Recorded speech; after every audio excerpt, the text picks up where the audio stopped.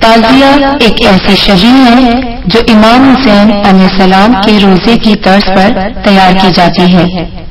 یہ تعزیے سونے، چاندی، لکڑی، بانس، کپڑے اور کاغذ کی مدد سے بنائے جاتے ہیں، جو محرم الحرام کے مقدس مہینے میں امام حسین علیہ السلام کے غم اور سوگ میں جلوس برآمد ہوتے ہیں۔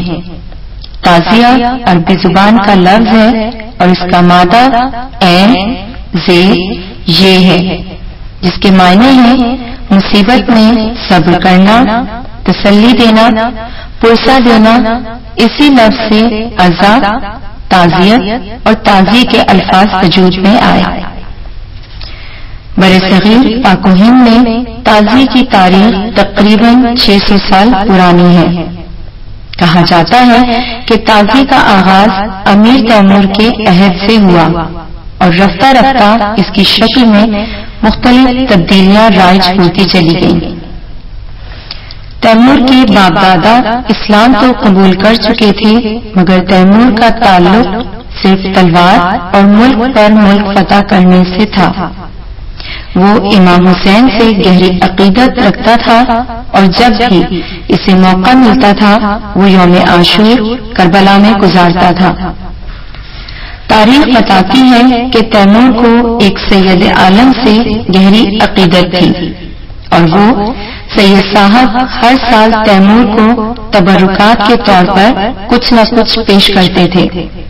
تیمور ان تبرکات کو محفوظ رکھتا تھا، جن میں خاک پاک سے بنی ہوئی ایک زری اور ایک تسبیح بھی شامل تھی۔ اس تسبیح کے دانے ہر سال عاشور کے دن سرخ ہو جاتے تھے۔ تیمور جس سال برصغیر پر حملہ آور ہوا، اس سال اس کا محرم سفر میں گزرا۔ دوسرے سال وہ فتوحات میں مصروف رہا۔ تیسرے سال محرم آنے پر اس کے لشکریوں نے مطالبہ کیا کہ کئی برس ہو گئے انہوں نے کربلا معلیٰ کی زیارت نہیں کی۔ خود تیمور کو بھی اس محرومی کا احساس تھا۔ اسی دوران اسے اس زری مبارک کا خیال آیا جو سید عالم نے اسے پیش کی تھی۔ تیمور نے وہ زری ایک کھلی جگہ پر رکھوائی، تسبیح اس کے اوپر ڈلوائی اور ایک فوجی دستے کے جلو میں اسے لشکر میں گشت کروا دیا تاکہ لوگ روزہ امام نہیں تو اس روزے کی نقل کی زیارت کر لیں۔ محرم 803 ہجری کا یہ واقعہ ہندوستان میں تاریخ عزا کا رنگ بنیاد سمجھا جاتا ہے۔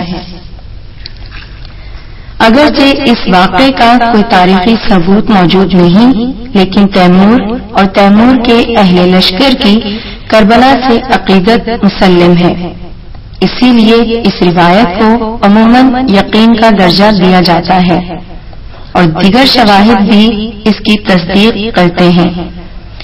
بتایا جاتا ہے کہ تیمور کے وطن واپس جانے کے بعد بھی دہلی میں شب عاشور کے لیے لوگوں نے مٹی کی زری نکالی اور یہ زری نکالنے والے بیشتر افراد سنی مسلک کے پیروکار تھے۔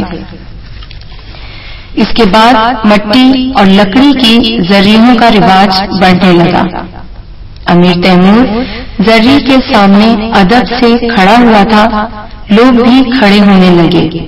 اس کے بعد ہندوستانی ذہن کے تحت امام حسین علیہ السلام کی بارگاہ میں حاجتیں طلب کی جانے لگی جو پوری ہوئی۔ پھر مسلمانوں کے ساتھ ساتھ ہندو حضرات بھی زرییں نکالنے لگے اور آہستہ آہستہ زری نے تعزیے کی شکل اختیار کر لی۔ ہندوستان میں جلوس عاشورہ تو جگہ